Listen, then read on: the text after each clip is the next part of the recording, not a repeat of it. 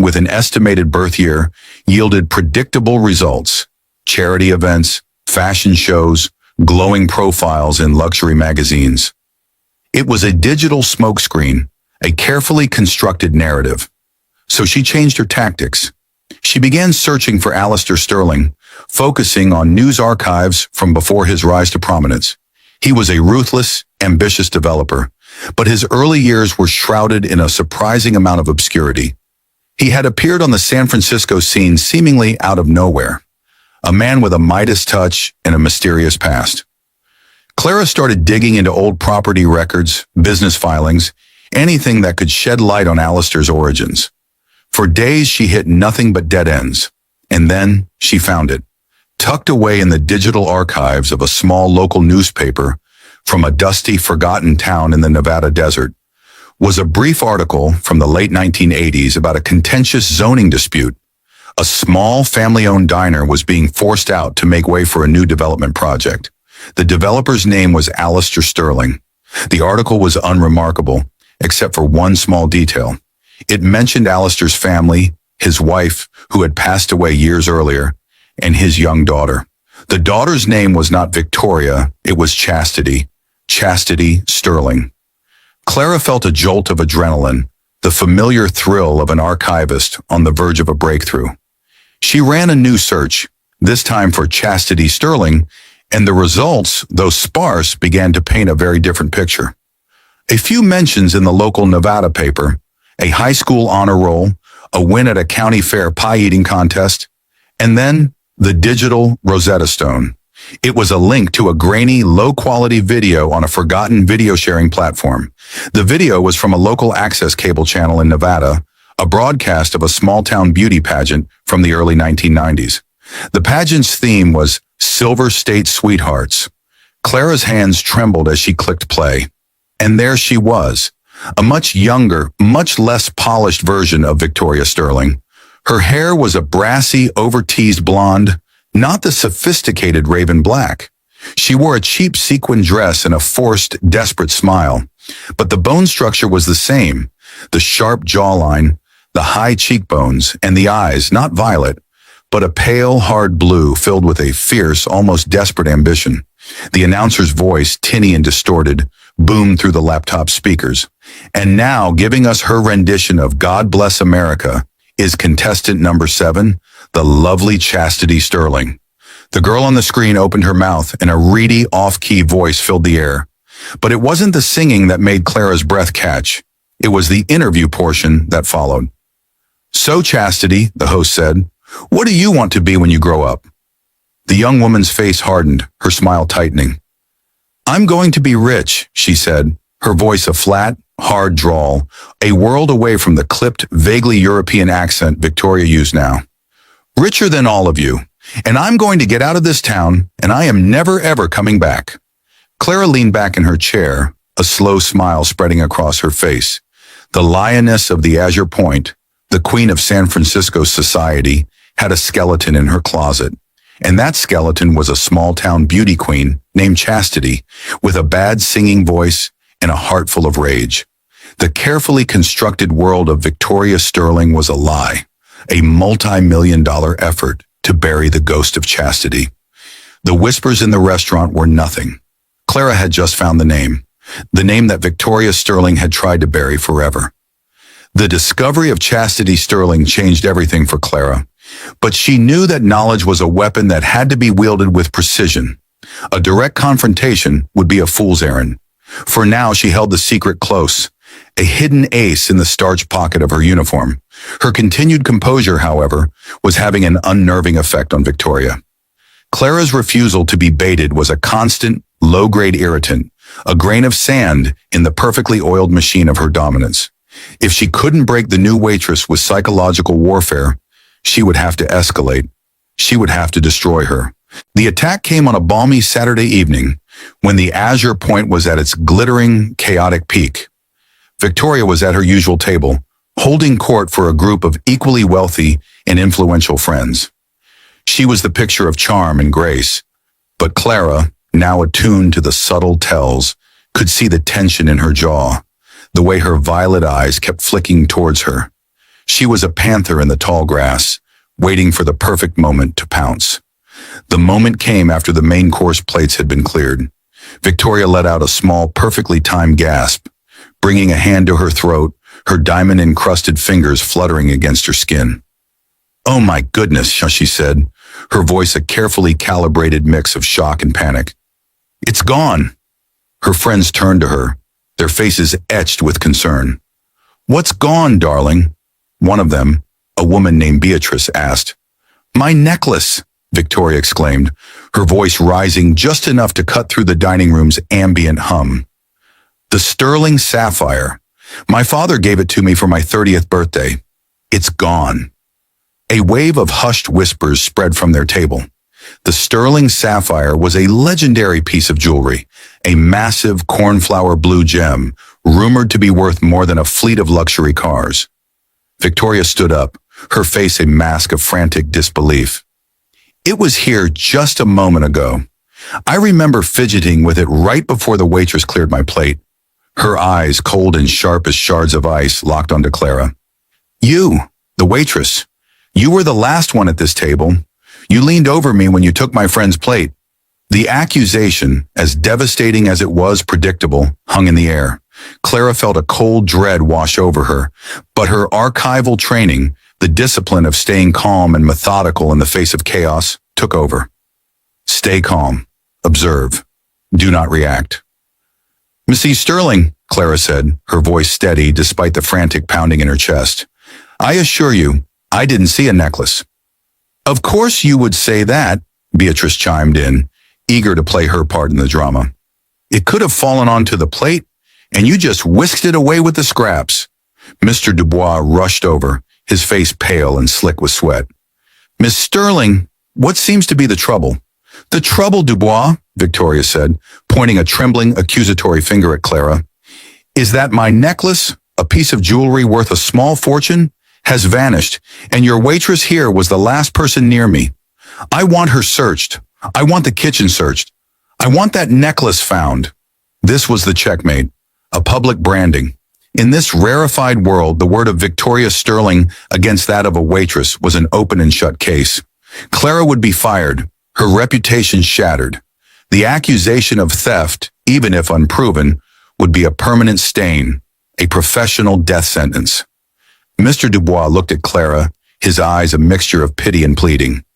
"Clara May, did you see anything at all?" "No, sir," Clara said firmly.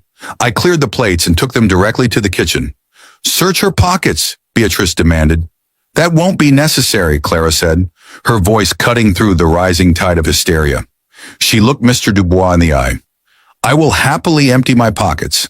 I have nothing to hide." She calmly took out her server's notepad, a pen, and a tube of hand lotion, placing them on a nearby service stand for all to see. Victoria scoffed. "As if you'd keep it in your pocket. It's probably in the kitchen, stashed in a bin, waiting for you to retrieve it at the end of your shift." The trap was as brilliant as it was cruel. The necklace was most likely nestled safely in the silk lining of Victoria's own clutch, waiting to be discovered later, after Clara's life had been thoroughly and irrevocably ruined. An accusation was all that was needed. "We will, of course, search the kitchen," Mr. Dubois stammered, trying to placate her. "And what about her?" Victoria insisted, her voice rising to a shrill, theatrical pitch. "She should be detained. We should call the police." The staff began a frantic, humiliating search, on their hands and knees peering under tables. Clara stood still, the silent, accused eye of the hurricane. She knew she was being framed. She knew that denials were futile. She had to change the narrative. She had to use the one weapon Victoria didn't know she possessed: knowledge. This was the moment, not to drop a bomb, but to plant a seed of doubt, to introduce an element of chaos into Victoria's perfectly staged drama. As the fruitless search continued, a suffocating sense of doom settled over Clara. Mr. Dubois was wringing his hands. Victoria was looking triumphant. "We can't find anything, Mrs. Sterling," Mr. Dubois reported, his voice shaky. "Then call the police," Victoria commanded. "I want to file a report." The word report hung in the air, a final damning verdict. Clara knew this was her last chance. She couldn't prove her innocence regarding the necklace, because the necklace's location was part of the lie. but she could attack the credibility of her accuser. She took a deep breath and looked directly at Victoria. Her voice was not loud, but it was clear, and it carried an unusual weight. Ms. Sterling, perhaps you should check your clutch again. Sometimes when things are stressful, we misplace things. Victoria laughed, a short, ugly sound. Are you suggesting I'm being forgetful? I think not. Not at all, Clara said, her tone still perfectly even. It's just that high-stress situations can be disorienting. They can make you feel like you're in a different time, a different place. She paused for a beat, letting the words hang in the air. A place with a lot of dust and silver state pageants, for instance. The words dropped into the charged atmosphere of the restaurant with the force of a physical blow. They were so specific, so utterly out of place that they created a moment of pure, unadulterated confusion. Victoria's friends looked puzzled. Mr. Dubois frowned. But Victoria froze. For a fraction of a second, the mask of the elegant, wrong socialite slipped. A flicker of raw, primal fear flashed in her eyes. It was the look of a cornered animal. Her face, which had been flushed with righteous anger, turned a deathly pale. What did you say? She stammered, her voice losing its imperious edge. Clara held her gaze, her expression a perfect blank. I said things can be disorienting, she repeated softly. My apologies if I misspoke. But the damage was done. The surgical strike had hit its mark. Clara hadn't accused her of anything. She had simply painted a tiny, vivid picture, a picture that meant nothing to anyone else in the room, but meant everything to Victoria. It was a signal, a quiet, devastating whisper. I know. The shift in Victoria's demeanor was palpable. Her confidence wavered. The righteous fury that had been her shield now seemed brittle. She had lost control of the narrative. Sensing his friend's sudden distress, one of the men at the table stood up. All right, this has gone on long enough. Victoria, let's just go. We'll deal with the insurance company for the necklace. No, Victoria said, but her voice lacked its earlier conviction. She was rattled, her mind clearly racing to understand how this waitress, this nobody, could possibly know. It was then that Clara played her final card. It was a gamble, a piece of psychological theater based on a hunch about human nature and the vanity of a woman like Victoria. Ms. Sterling, Clara said, her voice still calm and reasonable, before you go, perhaps you could check the small silk pocket on the inside of your wrap. Sometimes a clasp can come undone, and a heavy pendant can slip into an unexpected place. Victoria shot Clara a look of pure venom. She knew what was happening. Clara was offering her an out, an escape route, but an escape route that would make her look utterly, laughably foolish. It was a checkmate. If the necklace was found on her person, the entire elaborate scene she had created would collapse into a ridiculous, hysterical farce. Hesitantly, Beatrice, her friend, reached for Victoria's cashmere wrap, which was draped over the back of her chair. Well, it's worth a look, I suppose, she said, her voice uncertain. Beatrice's fingers fumbled with the wrap, and then her expression shifted from confusion to surprise. Her fingers closed around a small, hard object. She pulled it out. There, glittering under the soft, expensive lighting of the azure point, was the sterling sapphire, its deep blue catching the light like a captured piece of the twilight sky. A collective gasp went through the room. Well, I'll be, Beatrice muttered, staring at the necklace. It must have come unclasped and fallen right into your wrap. She looked at her friend, a hint of annoyance now coloring her tone. All this fuss, Victoria, and it was here the whole time. The humiliation was instantaneous and complete. Victoria's face went from pale to a deep mottled red. She had accused a waitress of grand theft, demanded a police investigation, and held the entire restaurant hostage, only for the missing item to be found in her own wrap. She didn't look like a powerful victim. She looked like a fool, a hysterical, paranoid, wealthy woman who had misplaced her necklace and thrown a childish tantrum. Her friends suddenly found the patterns on their plates intensely fascinating. The whispers around the room were no longer of theft, but of ridicule. Without another word, Victoria snatched the necklace from Beatrice's hand, grabbed her clutch, and stormed out of the restaurant, her head held high, but her entire posture screaming defeat. Her friends were left to settle the bill, their faces a mask of weary apology, leaving a crater of social embarrassment in their wake. Mr. Dubois looked at Clara, his expression a mixture of awe and terror. He didn't understand what had just happened, not really, but he knew that Clara had somehow faced down the lioness in her own den, and, against all odds, won. Clara took a steadying breath, her adrenaline slowly beginning to recede. She hadn't exposed Chastity Sterling. She hadn't needed to. She had simply used a few carefully chosen words to unravel the thread of Victoria's composure, making her look not just cruel, but utterly, laughably ridiculous. And in Victoria Sterling's world, being ridiculous was a fate far worse than being feared. The fallout from the necklace incident was immediate and profound. Overnight, the atmosphere at the Azure Point shifted. The staff no longer looked at Clara with pity, but with a kind of bewildered reverence. She was the woman who had made the Queen look like a court jester. The fear of Victoria Sterling hadn't vanished, but it was now laced with a delicious, liberating element of mockery. Victoria, predictably, did not return the following Thursday, or the Thursday after that. Her absence was a palpable relief, the lifting of a long, oppressive siege. But Clara knew it wasn't over. A woman like Victoria Sterling didn't just accept humiliation. She would be plotting her revenge, something more permanent and destructive than a public tantrum. Clara knew she had to arm herself for the final confrontation. It was time to fully resurrect the ghost of Chastity Sterling. Her first step was to find a primary source, someone who knew Chastity before she had buried herself under layers of sterling wealth and a new identity. The small-town Nevada newspaper archives were a start, but they were a cold, impersonal record. Clara needed a human connection. She found a promising lead in a high school yearbook she'd managed to access through an online genealogy database. Under Chastity Sterling's senior picture, there was a list of extracurricular activities, including the Future Homemakers of America Club. The club's faculty advisor was a woman named Eleanor Vance. A quick search revealed that Eleanor Vance, now in her late 60s, was still living in the same small Nevada town, retired after a 40-year career as a home economics teacher. It was a long shot, but Clara composed a carefully worded email introducing herself as a freelance writer working on a story about the changing face of the American West and how the lives of young women in small towns had evolved over the past few decades. She mentioned that she'd come across Chastity Sterling's name in her research and would love to hear any memories Mrs. Vance might have of a former student. For 2 days, there was no reply. Clara started to think it was a dead end.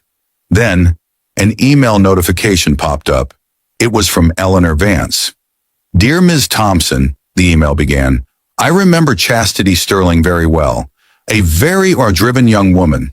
If you're ever in our neck of the woods, I'd be happy to chat over a cup of tea." 2 days later, Clara was driving her beat-up sedan through the vast, empty expanse of the Nevada desert, the shimmering heat a world away from the cool, foggy streets of San Francisco. She found Eleanor Vance in a small, tidy house with a garden full of resilient desert roses. Over iced tea and homemade shortbread cookies, Eleanor painted a vivid and often poignant picture of the girl who would become Victoria Sterling. "Chastity was a girl in a hurry," Eleanor said, her voice tinged with a sad, gentle wisdom. "Her mother had passed away when she was young, and her father, Alistair, was always working, always scheming. He was a hard man, obsessed with making money, with escaping his own humble beginnings, and he poured all of that ambition, all of that shame into his daughter." She described a young girl who was relentlessly drilled on etiquette, who was forced to take voice and deportment lessons, who was constantly told that her small-town roots were something to be ashamed of, something to be erased. She was fiercely ambitious, yes, Eleanor continued, but she was also deeply, deeply insecure. She believed that the only way to be loved, the only way to be safe, was to be perfect, to be powerful, to be someone else entirely. The beauty pageants, the desperate attempts at sophistication, it was all part of Alistair's grand plan to mold his daughter into a suitable heiress for the empire he was determined to build. "Is there anything else?" Clara asked, sensing there was more to the story. "Any specific event she'd be terrified of people knowing?" Eleanor was quiet for a moment, her gaze distant. There is one thing, she said slowly. Her senior year, there was a scandal. A boy in her class, a sweet kid from a poor family, had a crush on her. He wrote her a poem. It was clumsy, heartfelt,